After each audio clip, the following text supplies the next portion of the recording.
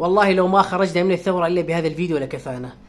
طبعا هذا الفيديو كلامي موجه للديوثين حاليا، للديوثين والسافرات، اطلعوا من هذا الفيديو، ما لكم شغل فيه. هذا الفيديو أعرف أنه راح يحرق أعصابكم، يعني راح تلاقي الديوثين راح يتنقون عبارات وشغلات ما أنزل الله بها من سلطان.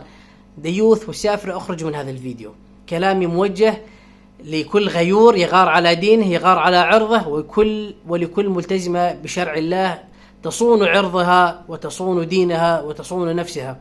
هذا الفيديو طبعا من ريف حمص، حملة الذهبي تنشط اخواني بالداخل السوري، بدمشق، بحماة، بحمص، تنشط نشاط رهيب جدا، وما شاء الله تبارك الله، اللهم لك الحمد، لا نحصي ثناء عليك أنت كما أثنيت على نفسك، أنت الخير بيدك الخير إنك على كل شيء قدير.